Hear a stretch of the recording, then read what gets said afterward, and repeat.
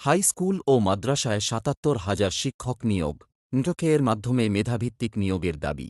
দেশের বেসরকারি high school ও মাদ্রাসায় প্রায় ৭৭,০০০ শূন্যপদে সহকারী শিক্ষক নিয়োগের উদ্যোগ নিয়েছে শিক্ষা মন্ত্রণালয়। এই সিদ্ধান্তকে স্বাগত জানালেও নিয়োগ প্রক্রিয়া শতভাগ নিরপেক্ষ করার জোরালো দাবি জানিয়েছেন শিক্ষানুরাগী ও চাকরি প্রার্থীরা।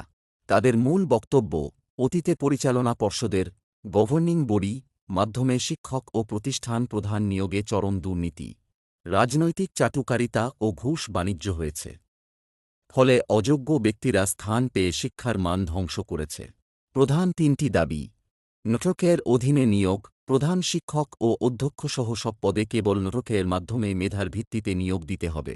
কমিটি প্রথা বাতিল, স্থানীয় পরিচালনা পর্ষদের নিয়োগ ক্ষমতা পুরোপুরি বন্ধ করতে হবে।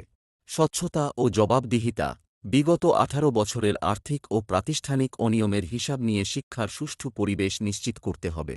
যোগ্য শিক্ষক নিয়োগের মাধ্যমেই কেবল শিক্ষার হারানো মান ও প্রতিষ্ঠানের গৌরব ফিরিয়ে আনা সম্ভব।